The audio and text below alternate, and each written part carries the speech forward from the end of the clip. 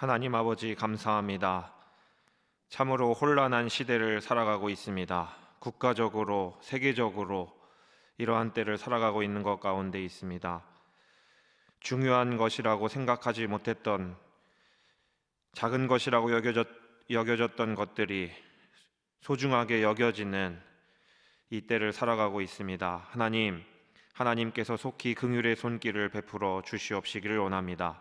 하나님, 이때에 우리가 하나님의 마음을 더 헤아릴 줄 알게 하시고 하나님을 더욱 가까이 하는 이 시기가 될 수 있도록 인도하여 주시옵소서.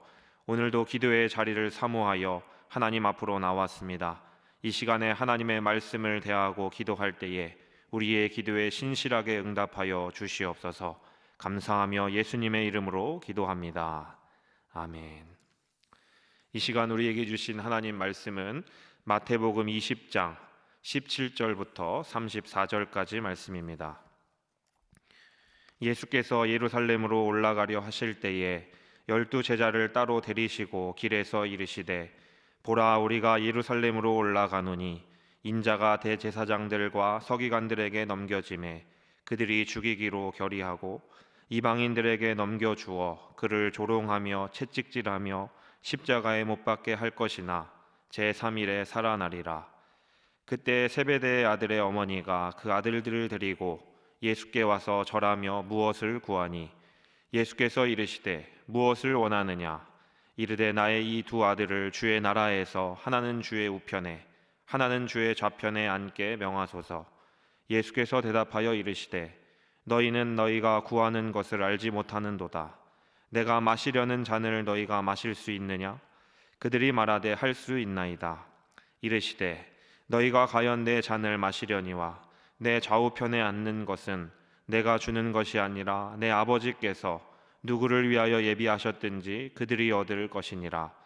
10 제자가 듣고 그 두 형제에 대하여 분이 여기거늘 예수께서 제자들을 불러다가 이르시되, 이방인의 집권자들이 그들을 임의로 주관하고 그 고관들이 그들에게 권세를 부리는 줄을 너희가 알거니와 너희 중에는 그렇지 않아야 하나니, 너희 중에 누구든지 크고자 하는 자는 너희를 섬기는 자가 되고 너희 중에 누구든지 으뜸이 되고자 하는 자는 너희의 종이 되어야 하리라. 인자가 온 것은 섬김을 받으려 함이 아니라 도리어 섬기려 하고 자기 목숨을 많은 사람의 대속물로 주려 함이니라. 그들이 여리고에서 떠나갈 때에 큰 무리가 예수를 따르더라. 맹인 2 사람이 길가에 앉았다가 예수께서 지나가신다 함을 듣고 소리질러 이르되, 주여, 우리를 불쌍히 여기소서. 다윗의 자손이여 하니, 무리가 꾸짖어 잠잠하라 하되 더욱 소리질러 이르되, 주여, 우리를 불쌍히 여기소서. 다윗의 자손이여 하는지라. 예수께서 머물러 서서 그들을 불러 이르시되, 너희에게 무엇을 하여 주기를 원하느냐? 이르되, 주여, 우리의 눈뜨기를 원하나이다. 예수께서 불쌍히 여기사 그들의 눈을 만지시니 곧 보게 되어 그들이 예수를 따르니라. 아멘. 영국의 사상가이자 언론가인 멀콤 리치라는 분은 모든 것을 그것이 유용한가 아닌가의 입장에서 판단하고 가치를 결정하는 실용주의가 이 땅의 기독교인들에게 미치는 가장 커다란 영향이 있다면 그것은 오늘의 기독교인들에게 참된 결단과 헌신을 빼앗아 간 것이다 라고 말했습니다. 이 말은 영국의 상황을 바탕으로 말한 것이지만 우리에게 그대로 적용해도 별 무리가 없는 메시지인데요, 오늘 우리가 함께 읽은 본문도 이러한 모습에 대해 말씀하고 있습니다. 예수님께서 주님을 섬기는 잘못된 동기를 가지고 있는 제자들을 바로잡아 주시며 참된 제자로 살아가기 위해서 각오가 있어야 함을 말씀하시는데요, 이 시간에 이 말씀을 함께 살펴보며 하나님께서 주시는 은혜와 기도의 제목을 찾기를 원합니다. 오늘 우리가 함께 읽은 본문은 예수님께서 마지막으로 예루살렘을 향해 가시는 길에 일어난 사건입니다. 17절부터 19절은 예수님께서 자신이 받을 순환에 대해 3번째 말씀하시는 장면이 나옵니다. 예수님은 예루살렘에서 무엇이 그분을 기다리고 있는지 명확히 아셨습니다. 아시면서도 그 길을 걸어가셨습니다. 그리고 지금 자신과 함께 있는 제자들에게도 예루살렘에서 기다리고 있는 것에 대한 결단과 각오가 동일하게 필요하다고 생각하셨습니다. 그래서 자연스러운 대화를 통해 그것에 대해 말씀하시는데요. 예수님의 제자다운 삶을 살 것에 대한 각오를 부탁하십니다. 당시의 제자들에게 이런 각오가 필요했다면 이 시대에 주님을 따라가는 저와 여러분들에게도 동일한 각오가 있어야 할 텐데요. 우리가 예수님의 제자로서 제대로 주님을 따라가려면 어떤 각오가 필요할까요? 오늘 본문을 통해 두 가지 정도 생각해 볼 수 있습니다.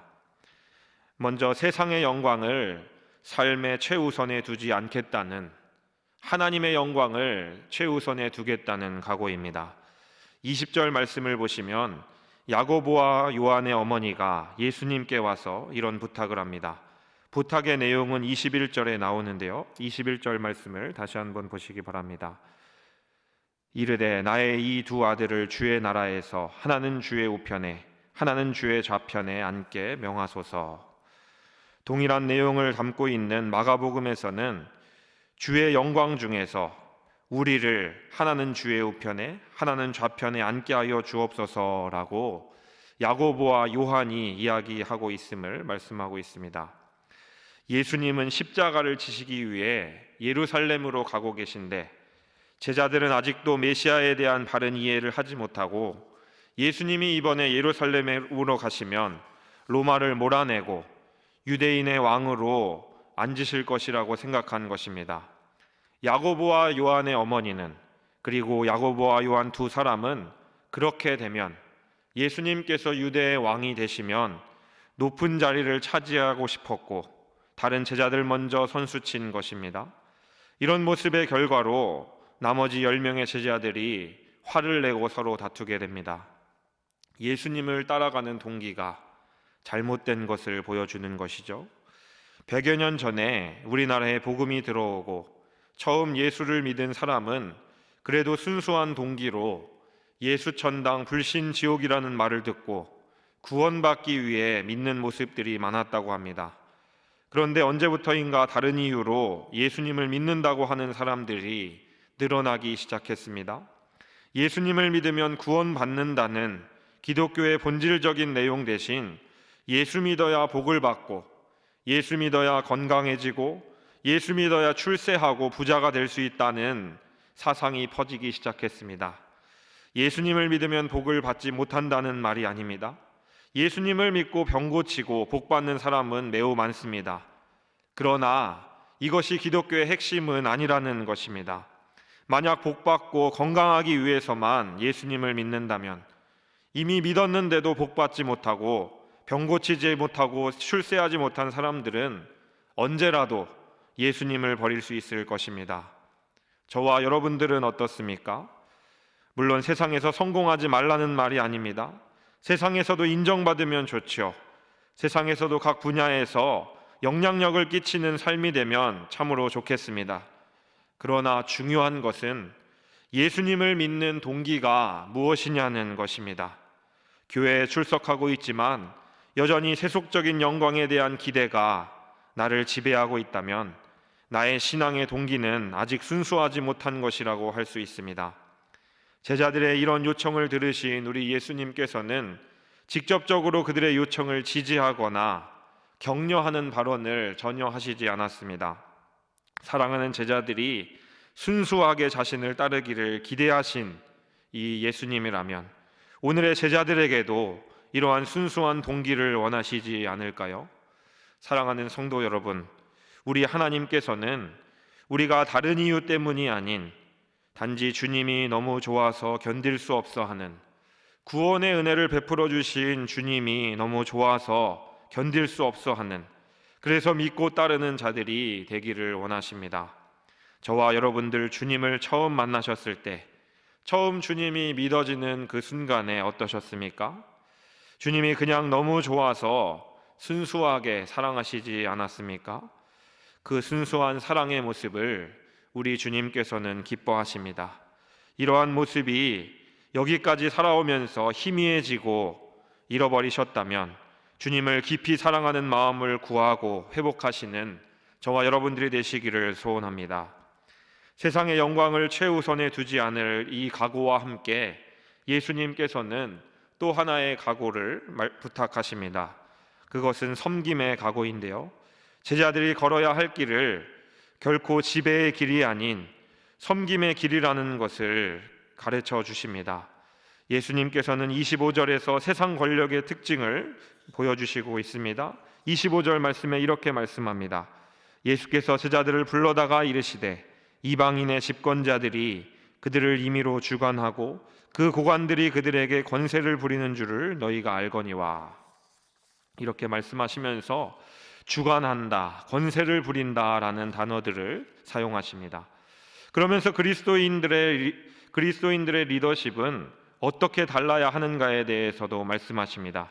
26절과 27절 말씀입니다. 너희 중에는 그렇지 않아야 하나니 너희 중에 누구든지 크고자 하는 자는 너희를 섬기는 자가 되고 너희 중에 누구든지 으뜸이 되고자 하는 자는 너희의 종이 되어야 하리라. 철저하게 섬김의 모습을 강조하십니다. 주님의 참된 제자로 살아가기를 원하십니까? 섬길 각오를 하시기 바랍니다. 우리의 마음속에는 기본적으로 지배의 욕구가 있기 때문에 이것을 하나님 앞에 끊임없이 내려놓아야 합니다. 이것은 결코 쉽지 않습니다. 그래서 날마다 은혜를 구하며 끊임없이 나 자신과 싸우고 나 자신을 하나님의 말씀 앞에 내려놓아야 하는 것입니다. 주님은 자신을 제대로 따르기 원하는 제자들에게 섬길 각오를 하고 나를 따르라, 자기 만족을 위해서 나를 따라서는 안 된다라고 분명하게 말씀하십니다. 분명하게 요청하십니다. 이런 하나님의 요청에 바르게 응답하셔서 바르게 반응하셔서 섬김의 자리에서는 저와 여러분들이 되시기를 진심으로 소원합니다. 사랑하는 성도 여러분, 예수님의 제자로 제대로 살아가기 위해서는 각오가 필요합니다. 예수님의 영광을 세상의 영광보다 더 사랑하여서 포기할 각오, 그리고 주님을 사랑하기 때문에 주님과 같이 섬김의 자리에 설 각오입니다. 말은 쉽지만 결코 쉽지 않습니다. 그래서 주님의 은혜를 구하며 나아가야 합니다. 이 시간에 이러한 기도의 제목을 가지고 나아갈 때 하나님께서 붙잡아 주시고 또 감당할 만한 힘과 은혜를 주셔서 주님의 마음을 시원케 하는 참된 제자의 삶을 살아가시는 저와 여러분들이 되시기를 진심으로 소원합니다. 기도하시겠습니다. 하나님 아버지, 감사합니다. 오늘 마태복음 이 말씀을 통해 우리가 예수님의 제자로 살아갈 때 어떤 각오를 가지고 살아가야 함에 대해 생각해 보게 하심을 감사합니다. 하나님, 정말 주님의 영광을 세상의 영광보다 더 사랑하고자 하는 그런 욕망과 각오가 우리에게 있게 하여 주시옵소서. 그리고 우리 예수님을 닮아 주님과 같이 섬기는 섬김의 각오가 우리에게 있게 하여 주시옵소서. 그래서 이 혼란한 때를 살아가는 우리 가운데 이러한 모습이 회복되어져서 세상 가운데 그리스도의 향기를 뿜어내는 우리 모두가 될 수 있도록 하나님 역사하여 주시옵소서.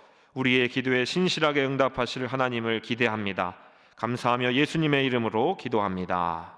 아멘.